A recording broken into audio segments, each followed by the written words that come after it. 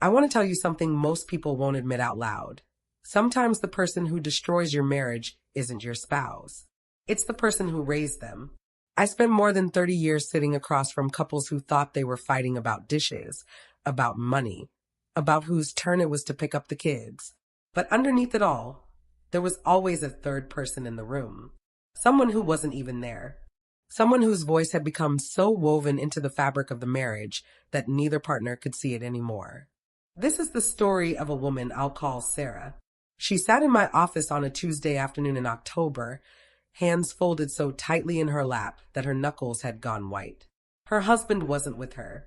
That should have told me everything, but I didn't know it yet. I don't know if I'm crazy, she said, or if I'm the only sane person left. I've heard that line before. It's what people say when they've been told their reality doesn't exist for so long that they've started to believe it. Sarah met Daniel at a friend's wedding. She was 26, he was 28.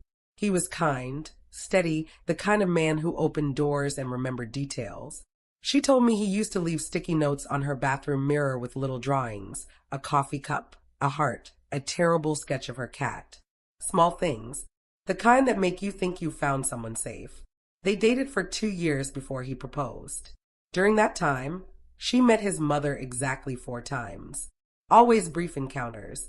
Brunch after church. A birthday dinner. His mother, Patricia, was polite. Distant, maybe. But Sarah told herself that was normal. Not every mother-in-law becomes your best friend. She thought she was being mature about it. The first crack appeared 3 weeks before the wedding. Sarah and Daniel had chosen a small venue. A garden overlooking the bay. Room for 60 people, string lights, and wildflowers. Simple. Intimate. Exactly what they wanted.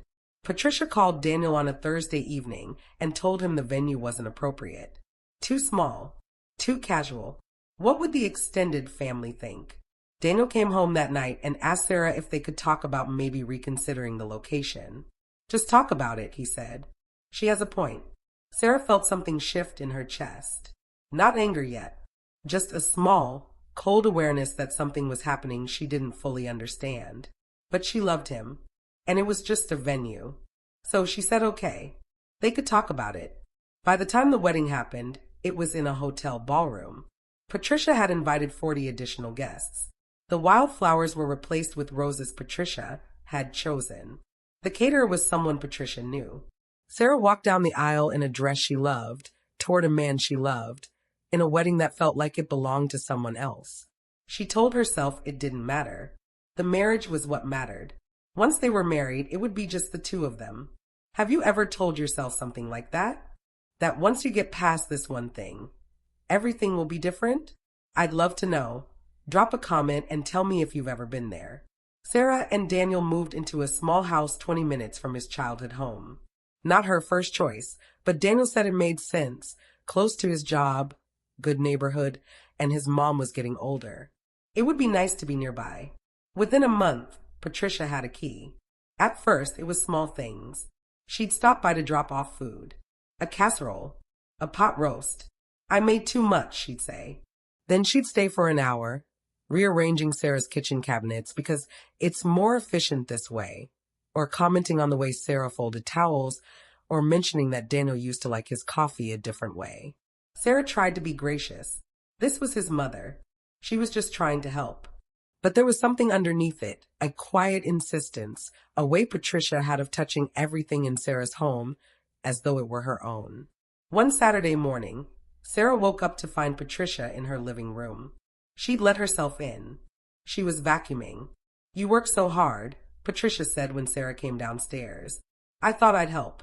Daniel was still asleep. Sarah stood there in her pajamas, watching this woman vacuum her floors, and felt a rage so sudden and so complete that it scared her. But she didn't say anything. She thanked Patricia. She made coffee. She acted like this was normal. That's what happens when boundaries are crossed slowly. Your body knows something is wrong before your mind catches up. You feel the anger, the violation, but you can't name it yet. So you swallow it. You tell yourself you're overreacting. The human brain is wired to seek patterns and predict safety. When someone violates your space repeatedly, your nervous system goes into a state of hypervigilance. You're always waiting for the next intrusion. But if the people around you act like nothing's wrong, you start to doubt your own alarm system. You think the problem is you. Sarah started having trouble sleeping. She'd wake up at 3 in the morning, heart racing, convinced she'd heard the front door open. She began locking the bedroom door at night. Daniel noticed but didn't say anything. 6 months into the marriage, Patricia started calling every morning at 7:30. If Sarah didn't answer, she'd call Daniel. If he didn't answer, she'd call again. And again. Once, Sarah turned her phone off because she had an early meeting and needed to focus. Patricia showed up at the house at noon to make sure everything was okay. You weren't answering, she said. I was worried. Daniel told Sarah she should keep her phone on. Just in case. In case of what? Sarah asked. He didn't have an answer, but she kept her phone on. There's a term in psychology, enmeshment. It's when the boundaries between people become so blurred that it's hard to tell where one person ends and another begins. It usually starts in childhood.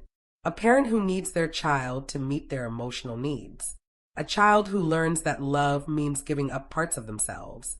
Daniel had learned, very early, that his mother's feelings were more important than his own. That keeping her calm was his job. That saying no to her meant he was a bad son. So he didn't say no. He couldn't, even when it meant saying no to his wife instead. Sarah tried to talk to him about it, gently at first. Do you think your mom could call a little less often? Or maybe we could ask her to text before she comes over? Daniel would stiffen. His face would close. She's just trying to help, he'd say. Why are you making this difficult? That phrase, making this difficult, became a wall between them. Because here's the thing. When someone has been trained their whole life to prioritize one person's needs above everyone else's, including their own, they can't see the cage they're in. It just feels like love, like duty, like the right thing to do. And if you ask them to choose, they'll choose the person who trained them. Every time. 2 years into the marriage, Sarah got pregnant. She was terrified to tell Patricia. She knew, somehow, that this would make everything worse. But Daniel was excited and she loved him, and she thought maybe a baby would shift something. Maybe it would help him see that they needed to build their own family now. Patricia cried when they told her. Happy tears, she said. She hugged Daniel for a long time. Then she started planning. She had opinions about the nursery colors, the crib, the name. She bought a car seat and installed it in her own vehicle for when the baby stays over. Sarah was 7 months pregnant and hadn't even agreed to overnight visits yet, but Patricia had already decided. The worst part wasn't the planning. It was the way Daniel went along with it. When Sarah tried to push back, when she said, I think we should decide on the nursery ourselves, or we're not ready to talk about overnights yet, Daniel would look exhausted, caught between them. And then he'd say, can't you just let her be excited? She's going to be a grandmother.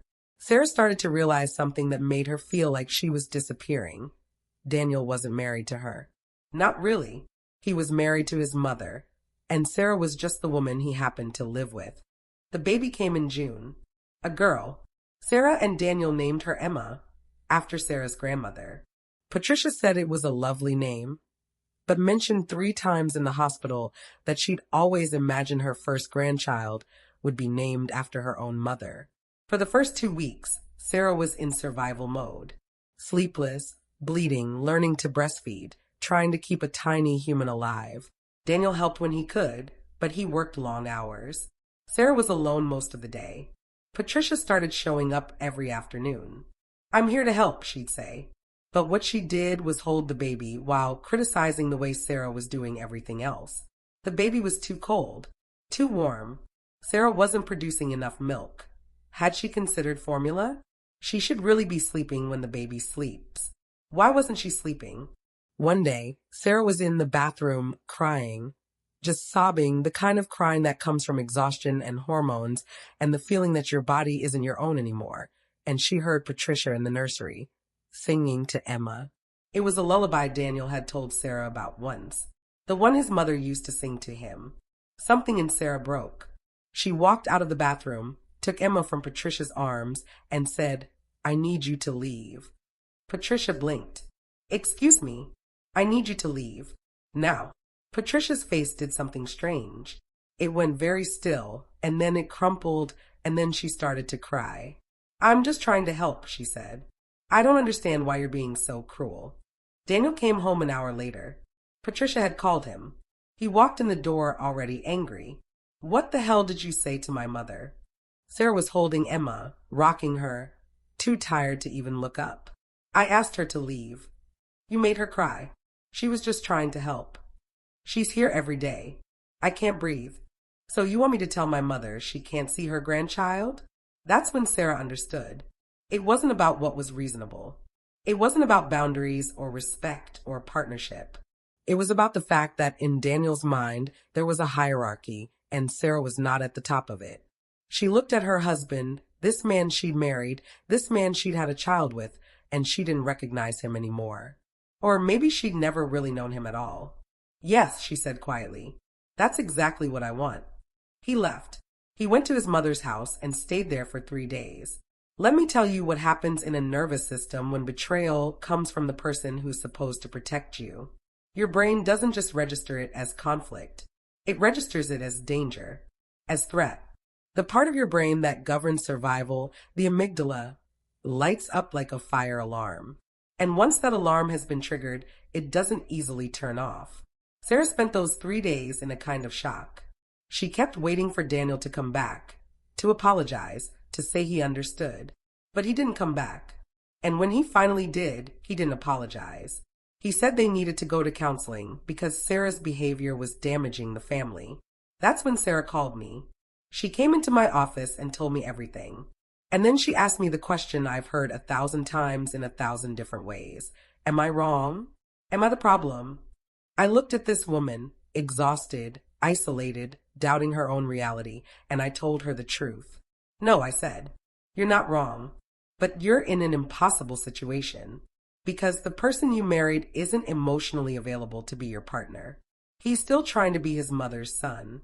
She started to cry, not the frantic crying from before, the kind of crying that comes from relief, from finally hearing someone say out loud what you've known in your bones, but were too afraid to believe. Where are you watching from right now? Have you ever felt this kind of relief when someone finally validated what you already knew? Tell me in the comments. I'd really love to hear your story. Daniel came to counseling with Sarah twice. Both times he sat with his arms crossed, answering questions in clipped sentences, checking his phone. After the second session, he told Sarah he didn't think therapy was helping. What he meant was therapy was asking him to look at things he didn't want to see. Because here's what happens when you spend your whole life managing someone else's emotions.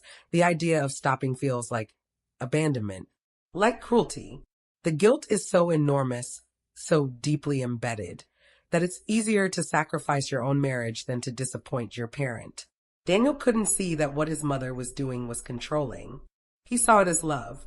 And he couldn't see that what Sarah was asking for, space, respect, a partnership where she came first, wasn't unreasonable. He saw it as rejection of his family. Sarah tried for another year. She set boundaries, and Daniel undermined them. She asked for his support, and he gave it to his mother instead.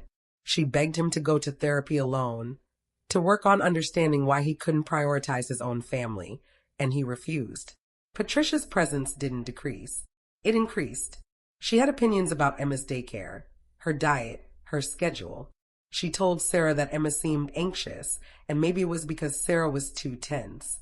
She suggested Sarah might have postpartum depression and should see someone.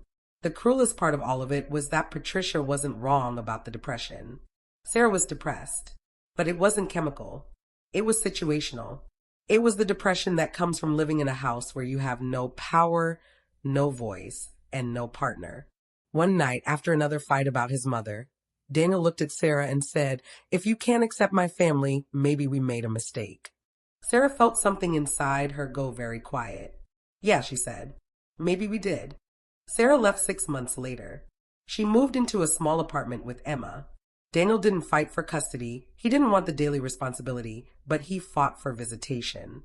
Patricia pushed for grandparents' rights. It was ugly. It was expensive. It took 2 years to settle. When Sarah came back to see me during the divorce, she looked different. Thinner. Older. But there was something else, too. a kind of clarity. She wasn't second-guessing herself anymore. I thought if I just loved him enough, she told me, if I was patient enough, if I could just make him see, he'd choose me.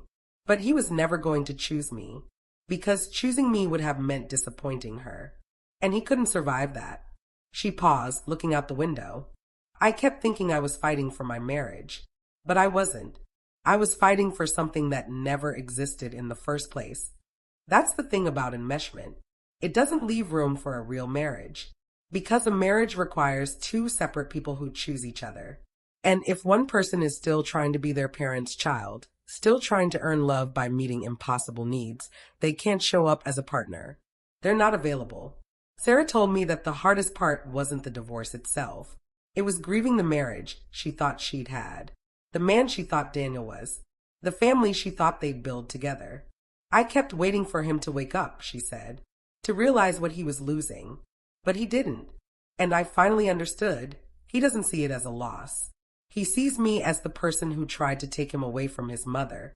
There's a particular kind of loneliness that comes from being in a relationship where you're not seen, where your needs are treated as inconveniences, where asking for basic respect is framed as cruelty. It's the loneliness of living with someone who can't love you the way you need, because they're still giving all their love to someone else. And here's what I want you to understand. Leaving that kind of relationship isn't giving up. It's not failure. It's survival. Sarah's doing okay now. Emma is 6. She's funny and bright and loves dinosaurs. Daniel sees her every other weekend. And Patricia is limited to supervised visits after she repeatedly violated boundaries. Sarah is still in therapy, working through the trauma of those years, the gaslighting, the isolation, the constant erosion of her sense of self. But she's rebuilding.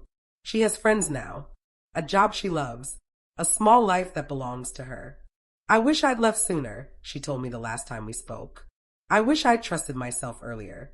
But I also understand why I didn't. I was taught to believe that love meant sacrifice, that if I just gave more, it would be enough. It took me years to realize that the kind of love that asks you to erase yourself isn't love at all. I think about Sarah's story a lot. I think about all the couples I've worked with over the years who were fighting the same battle. Not against each other, but against invisible loyalties, against family systems that never learned where one person ends and another begins. And I think about what I wish I could tell every young couple before they get married. Look at how your partner handles their family. Look at whether they can say no, whether they can prioritize you, whether they understand that leaving their parents doesn't mean abandoning them, it means growing up. Because if they can't leave their family of origin, they can't fully build a family with you. I'm not saying you have to cut off your parents to have a good marriage. I'm saying you have to be able to put your spouse first, to create boundaries, to understand that your primary loyalty has shifted. And if you can't do that, if the guilt is too enormous, if the enmeshment is too deep, you're not ready to be married. And to anyone listening who's in Sarah's position right now, I want you to know that your reality is real. If you feel controlled, you probably are. If you feel erased, you probably are. And if your partner is asking you to tolerate treatment that makes you feel small and powerless and crazy, that's not love. That's not partnership. You're not too sensitive. You're not unreasonable. You're not imagining it. And leaving doesn't make you a failure. Sometimes leaving is the most loving thing you can do for yourself and even for the person who can't see what they're doing to you. Sarah said something to me once that I've never forgotten. She said, I spent years trying to make him choose me. I thought if I could just be good enough, patient enough, understanding enough, he'd finally see me. But the truth is, I should have chosen me. I should have chosen myself first. That's the lesson. Not that love doesn't require compromise. Not that marriage is easy, but that you can't build a life with someone who's already building their life around someone else. And you can't love someone into emotional freedom. They have to choose it themselves. If Daniel ever does that work, if he ever untangles himself from his mother's needs and learns to be his own person, maybe he'll have a real relationship someday. Maybe he'll be able to love someone fully, without guilt, without that terrible divided loyalty. But it won't be with Sarah, because she's already moved on. She's already chosen herself. And honestly, that's the happy ending. I want to hear from you. Have you ever been in a relationship where you felt like there was a third person controlling everything? Or maybe you're realizing you might be the one who hasn't fully left your family of origin. Either way, your story matters. Drop a comment. Let's talk about it. Because these stories, these real, messy, painful human stories, they're how we learn. They're how we recognize ourselves. They're how we figure out what we're willing to tolerate and what we're not. Sarah's marriage ended, but her life didn't. And sometimes that's exactly the point.